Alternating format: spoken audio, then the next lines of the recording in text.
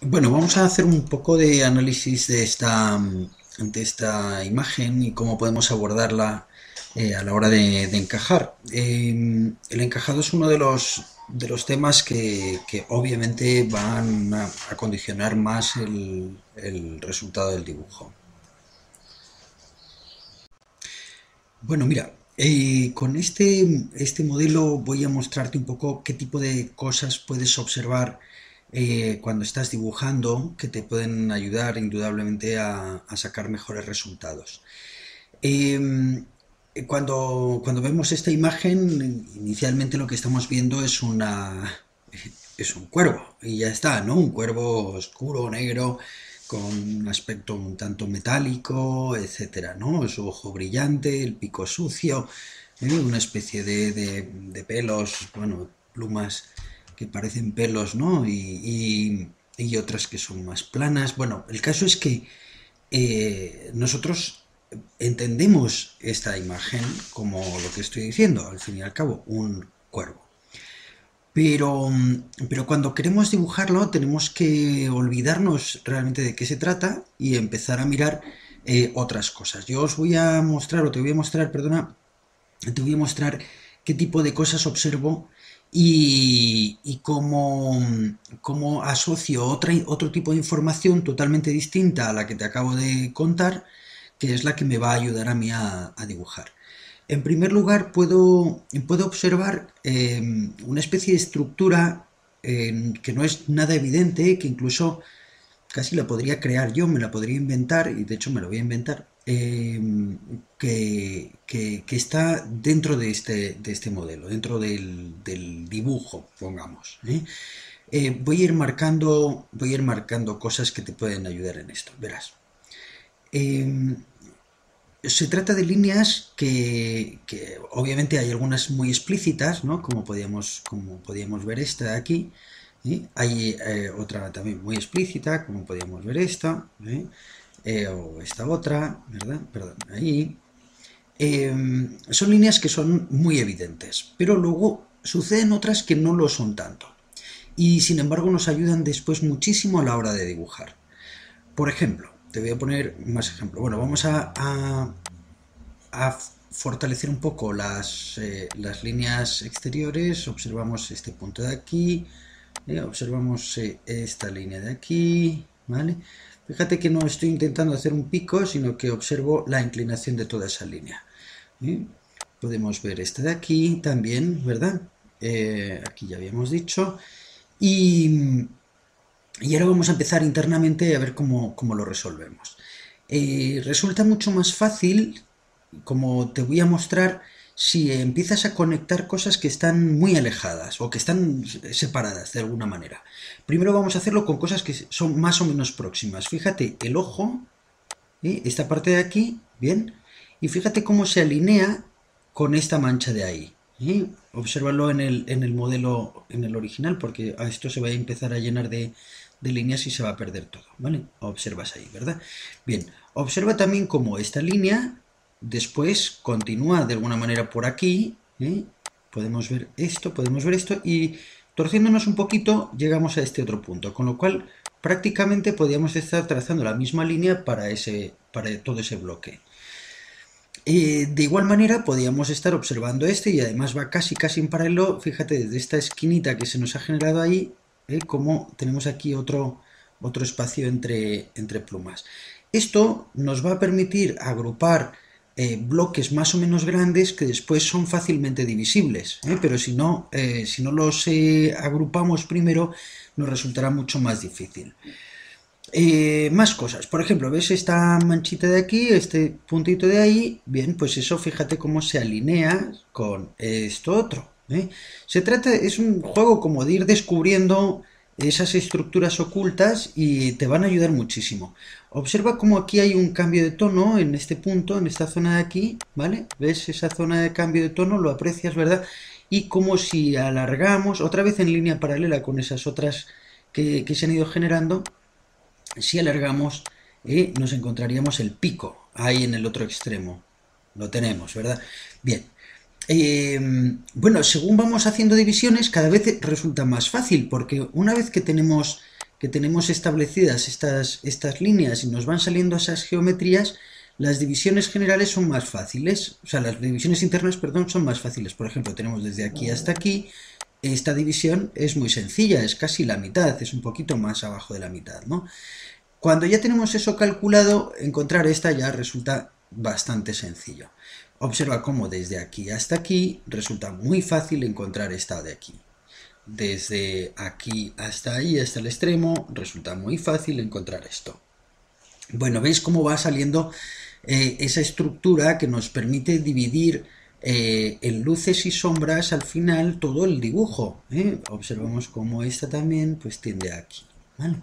Y con esto vamos haciendo como pequeñas divisiones que nos ayudan a estructurar todo el modelo. Bueno, yo te aconsejo que trates de hacer este ejercicio de observación de líneas de coincidencia que te va a ayudar muchísimo, muchísimo. Cómo puedes ir conectando información que está más o menos alejada y cómo esa conexión, observamos aquí también, cómo sale por aquí, cómo esa conexión de información acaba generando unas estructuras.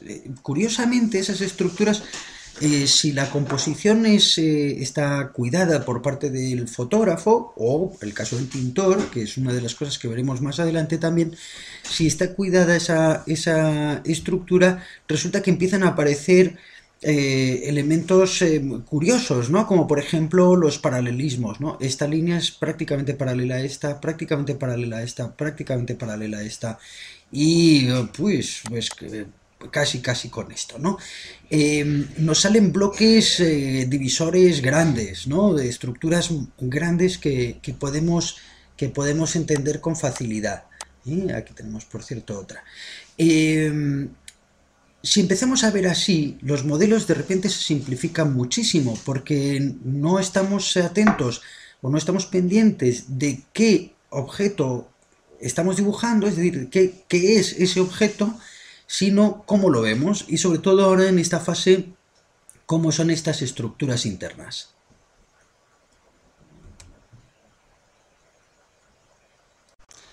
Si retiramos la imagen de detrás, podemos ver realmente la estructura de esa composición y esa estructura interna del dibujo.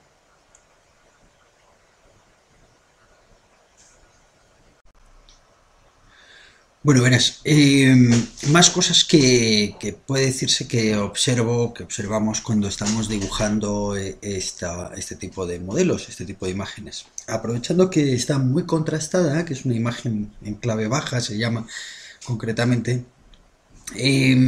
como la tenemos muy contrastada, vamos a utilizar las luces y las sombras también para encajar. Entonces, no dejamos de mirar el mismo tipo de conexiones que había anteriormente, o sea, que están también ahí, son líneas que también ayudan en la estructura, ¿no? Por ejemplo, podíamos ver que toda esta zona de aquí es más oscura y que se produce ahí un cambio de luz-sombra, ¿no? que tenemos justamente en ese área. Del mismo modo, pues podemos ver que todo esto de aquí pues también se va oscureciendo, podemos ir oscureciéndolo perfectamente y también esto ayudará a explicarlo. Después de haber generado estas estructuras, quiero mostrarte también cómo se van generando otras ya derivadas en realidad de las masas de luz y sombra. Aprovechando que esta imagen, que la he escogido así específicamente, especialmente por este motivo, está en clave baja y tenemos sombras bastante profundas, podemos seguir con la estructura buscando los bloques de sombras o los bloques de sombras y de luces. Si estuviéramos trabajando sobre un papel de tono oscuro, de base oscura, podríamos trabajar con las luces. Como el papel es claro, es blanco, pues vamos a trabajar con las sombras directamente. Bueno, por ejemplo, tenemos aquí un bloque muy claramente diferenciado que nos deja una división de luz y sombra, ¿no? Tal como lo estamos viendo ahí. Del mismo modo podríamos oscurecer aquí un poquito.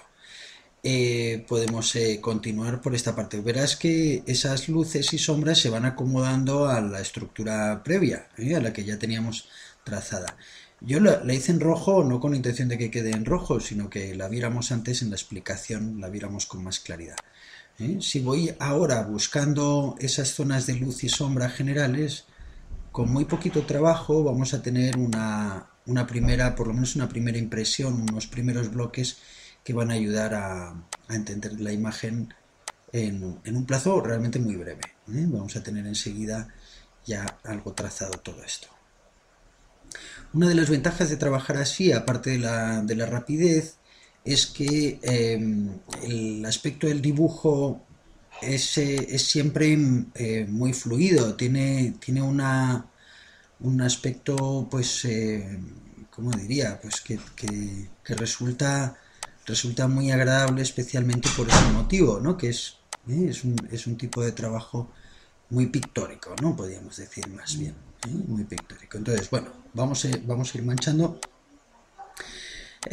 Considerando por otro lado que no hay nada blanco, después podemos dar una pasada general a todo, porque hasta las zonas más claras no son blancas, son en realidad grises. Bueno, como ves, enseguida tenemos una sensación de conjunto bastante coherente con lo que estamos viendo en el modelo. Buscamos, ¿veis? Esta estructurita aquí, este triángulo que nos venía a salir en esa zona de ahí, pues lo vamos oscureciendo. Voy a hacer un poquito más estrecho el pincel, bueno, para ajustar un poco mejor, con más precisión. Pero esto, ¿veis cómo va, cómo va saliendo toda la estructura, toda la imagen? Vale. Bueno, no pretendo en esto un gran perfeccionismo, pero sí que se entienda bien este planteamiento de las estructuras. Buscamos aquí, por ejemplo, tenemos el pico que va desde ahí hasta ahí, como lo teníamos determinado antes, más o menos, y vemos cuánto espacio y cómo se forma aquí una especie de, como de triángulo, una forma más o menos así. No deja de conectar con esto también la información, ¿veis cómo aquí se produce un pequeño cambio, un ligero cambio? ¿Ves cómo se produce ese cambio? Y cómo después eso se conecta con esta línea de ahí, ¿no? Entonces ahora observo esta, lanzo hacia arriba y me da el final de la sombra, de esa sombra. Vale. Bueno, el efecto pues va como decía antes, como te decía antes, pues con muy poquito esfuerzo el efecto va funcionando bastante bien.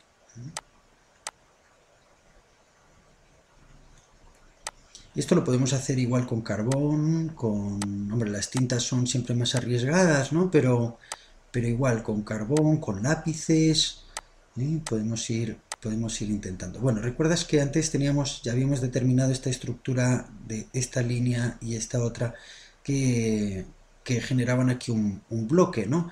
Que es este bloque de aquí.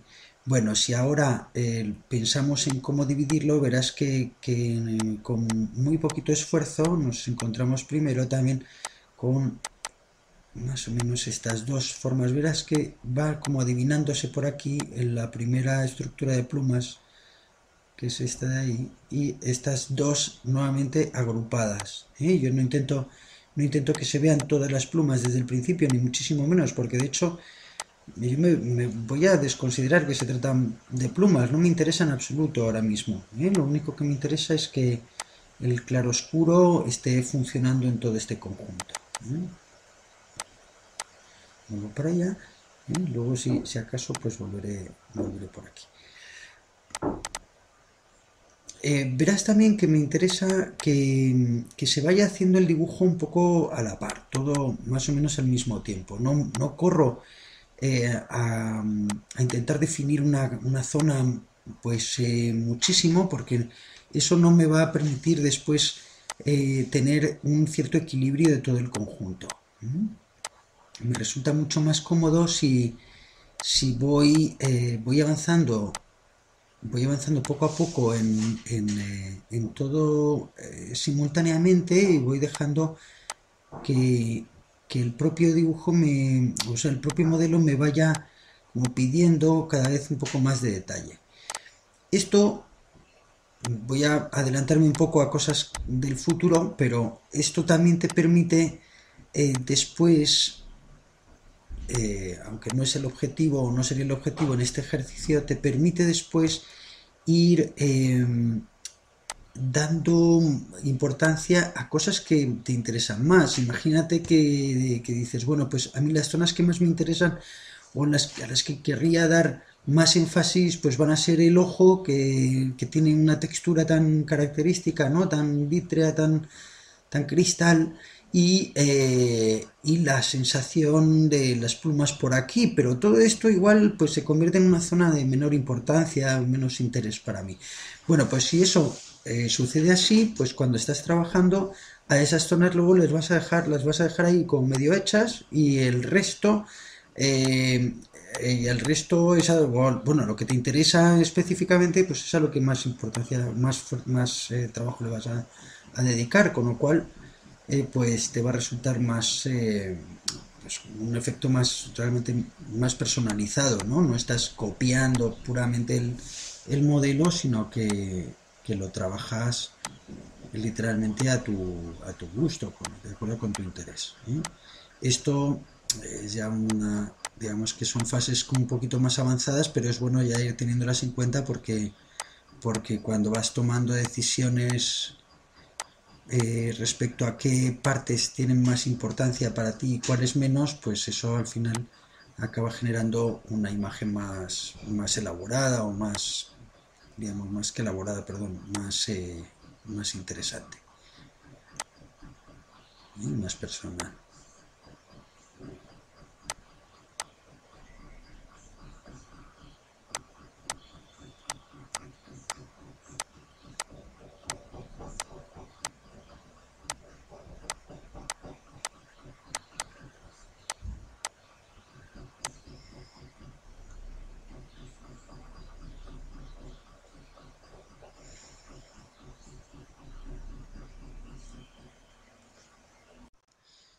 Bueno, por tanto, de esta manera tendríamos ya bastante planteado toda la estructura. Primero la estructura interna que te decía como más o menos invisible al principio, que nos ha servido para ir colocando cosas. Y luego la estructura de sombras, ¿eh? En un modelo como este, porque también hay que ajustarlo dependiendo del tipo de modelo, pues vamos a seguir una estrategia u otra, ¿no? Pero con un modelo como este, pues resulta bastante sencillo observarlo de esta manera, ¿eh? Iríamos trabajando todavía sin preocuparnos en absoluto de las texturas finales ni nada así, sino simplemente iríamos ajustando en todo lo posible la, las luces y las sombras, ¿eh? Verás que hay una sensación ya de conjunto que cumple bastante con el modelo, ¿eh? Entonces lo único que necesitaremos es ir añadiendo cada vez más información. Grandes ventajas en este sistema, ¿eh? Este procedimiento de dibujo te permite, como te decía antes, encajar muy rápido, hacer un tipo o tener un resultado como muy plástico, muy suelto, porque precisamente lo que no hacemos es casarnos con formas muy definitivas en ningún momento, y te permite hacer evolucionar de manera muy controlada también el modelo, o el dibujo, perdón, de manera que perdón, de manera que el proceso es muy paulatino, va apareciendo, va emergiendo la imagen según vamos avanzando.